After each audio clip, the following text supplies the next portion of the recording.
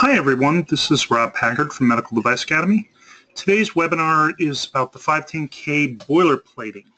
And I refer to it as boilerplating because a lot of times these are documents that get placed in the submission and they're the same template that you've used last time and you copy them over and over and over again. But sometimes it's a good idea to review what's supposed to be in these templates, why they're there, and when you might not use your standard template and might need to use something different. So if you purchase my book, How to Prepare a 510K in 100 Days, I actually include all of my templates, and I even include two different versions of these templates. So I include a version for if the section's not applicable and if the section's applicable. But if you go through this presentation, you'll see in different places where I've indicated why you would include it and when you wouldn't include it, and I provide how to find the templates that you're supposed to use if it is applicable and you have to provide additional information.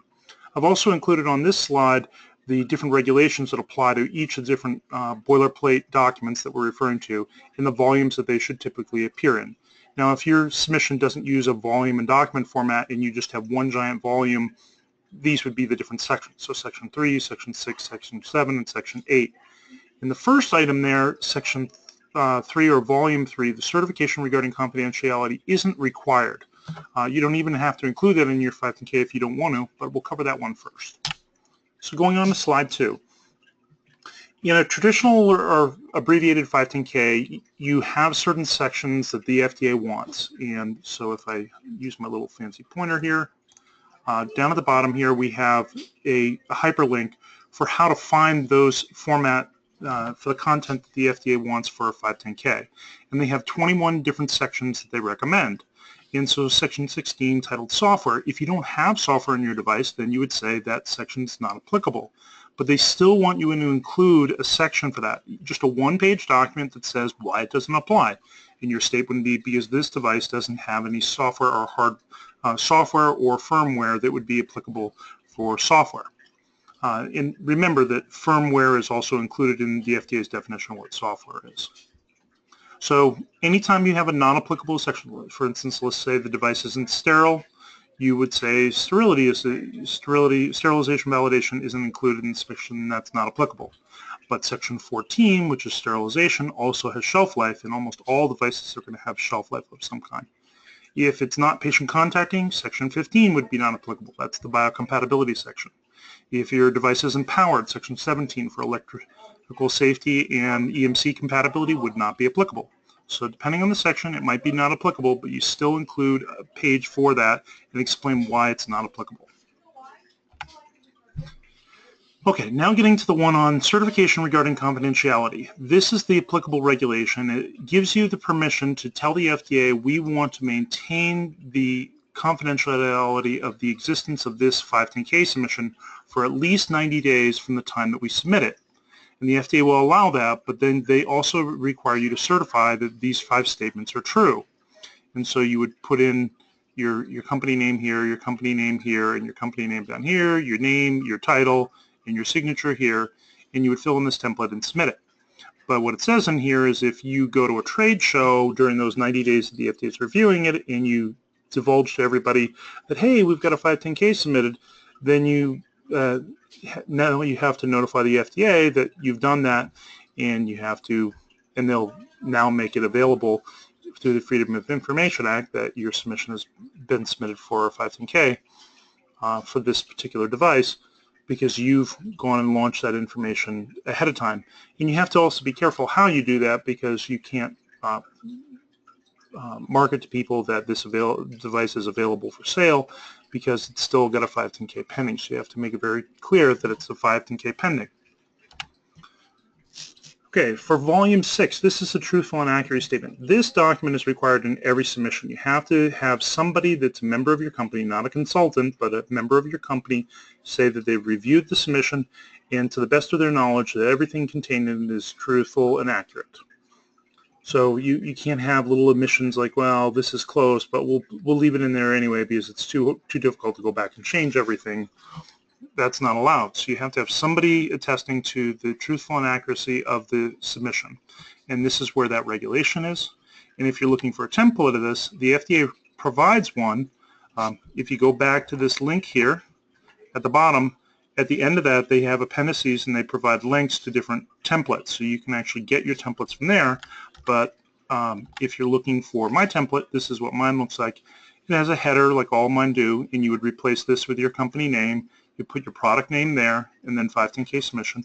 And this part here would stay the same unless you use a different structure, like you don't use volumes, you use sections. And you put your name, your date, and then you would indicate NA if it's an NA original submission, if it's an original submission, or if this is a supplement or additional information that you're providing on an existing 510K application that's still pending, then you put the K number that they gave you when you first were notified that it was uploaded. And this is also requiring here that you put in your position that you have in the company and the company name. Going on to slide 6. This is just a quote from the FDA's guidance document where it talks about who should sign this. So this is the person that must sign the 510K submission for the truthful and accuracy statement. Then we go on to volume 7. This is slide 7. This is the Class 3 summary and certification. Now there are very few devices that are actually Class 3 that have a 510K submission. A lot of people are not even aware that there are any, and some of them have been reclassified to PMAs, such as automatic electronic defibrillators.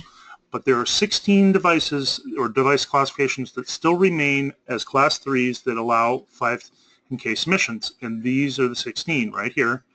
I listed all the product codes, and you can do a search under product classification. You select Class 3 device, and you select the submission type as 510K. But I went one step further. The FDA has a new feature available under their 510K database, and it allows you to select all the devices that, or 510Ks that actually have a copy of the 510K available through the Freedom of Information Act as a redacted copy. So if somebody's requested it in the past, it'll be available as a redacted copy, and you no longer have to pay money for the copies, and you don't have to wait. Instead, you can access it online. So I went through every single one of these codes, and there are only 2 where it's available. So this NKB and the JXK. And the reason why I've color-coded these, this one here is a fairly recent submission, and I believe it's from Stryker. And this one actually has quite a bit of valuable information, including it has some information about the Class 3 summary. This particular submission is a 1990 submission, and it's not very valuable to most companies because it doesn't really provide any example of how to do a 510K now. It provides information if somebody's trying to make that type of device, but it won't be helpful for an example of how to do a 510K because so much has changed from 1990 to 2016. And really the regulations, the standard that they want you to follow is 2012 on. So if you're looking at a 510K older than 2012, there are many components of it that won't be very helpful to you. And that particular one that I was talking about, here's the link to it. It's K113666. So it's just before that change in 2012. So it has a format that's fairly consistent to what we use today, but not exactly the same as what the FDA requires now. And the pages that I was talking about where it has some elements of that Class 3 summary are pages 354 through 407. So you can actually go look at that document and look at these sections. What they've done is they've gone through the MAUDE database systematically on the FDA website, and they've identified all the failures of that type of device that are currently on the market. So for every model that's on the market, they've found those, and they've indicated, you know, this is how it could fail, and these are the types of malfunctions, and they've summarized that in this document. Now we're going on to slide 9, volume 8, the financial certification disclosure statement.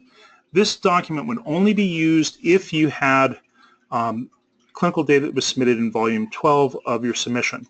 I'm sorry, volume 20. So if you don't have any clinical data that's been submitted, you're only submitting benchtop information in volume 18, in animal data in volume 19, and you don't have any clinical data, in those cases you're not going to actually submit this form, and you would use my not applicable version of the document.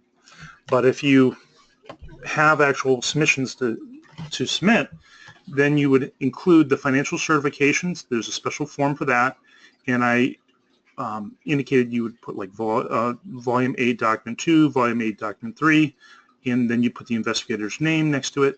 And then you do the same thing for the disclosures. So financial certifications and disclosure, you'd separate the two out and you include a form for each of those, and you would assign them document numbers in that volume. So that's how you would handle financial certifications. I know this was a really short webinar, and that's why it's free, number one. You will get my, when you receive this webinar and the native slide deck, you'll also receive copies of each of the templates. But here's my plan for webinars for the rest of the year. The next one that I'm planning on recording is FDA e-copy print and ship. So this is somewhat related to my new business, but it's also giving you some of the tricks of the trade, that things that I've learned that work and things that don't, and ways to streamline this operation. And of course, if you don't want to do any of it at all, you can just submit the e-copy electronically through Dropbox to me at the email address down at the bottom here, and then I'll contact you and tell you whether I had any problems validating your e-copy as I record it on a flash drive and run it through the FDA software. And then after I've done that, I would print the submission and I would ship it off to the FDA. And oftentimes, as I'm going through and assembling it, I find errors, so I would contact you and say, here's the problems I found. Do you want me to fix these? Do you want me to send it as is? Or do you want to hold off on the submission and I'll keep it until you're ready to make those changes? So sometimes that helps companies. The first submissions that I received through this new FDA e-copy service, there were some errors and we were able to fix those before it was sent out. And it only cost us a day. The other submissions or the other webinars that we have planned, we have one on declaration of conformity and how to fill out FDA Form 3654. So one of those Freedom of Information Act redacted copies actually has some good examples in there that I'm going to include. Another webinar that we're going to discuss is benchtop performance testing overview. So how do you provide that information, such as simulated use testing and other types of testing that would be benchtop. Then we'll have biocompatibility overviews. This is how to prepare the overview, as well as how to use that FDA guidance document on biocompatibility that was released, I think, in June. And then how to create a 510K summary or a 510K statement and when to choose one versus the other. Next we have volume 19 and 20, we have the animal and clinical performance testing. And then volume 10 and 21, we're going to discuss the executive summary and the acceptance checklist for traditional 510Ks, or the RTA checklist as it's known. So those two are going to be combined in one. This other one's going to be combined in one. So we have 7 webinars that are currently planned. And if I have time, I'm going to try to squeeze in one more about this new redacted FOI 510K service that's available through the FDA and how to navigate that and get the most value out of it. So that brings us to the end of the presentation. If you have any questions for me, just shoot me an email or Skype or give me a call.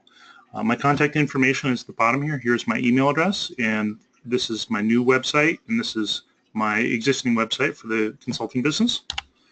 And if you're interested in getting more information about my templates and seeing my 510K book, it'll be shipping out on January 9th. So here's an image of what it might look like in the future. We're still working on the cover artwork, but that gives you an idea of what you're going to be getting. It'll be 150 pages and spiral bound, and we'll include a flash drive that has all the templates. But you get those as soon as you purchase the pre-order.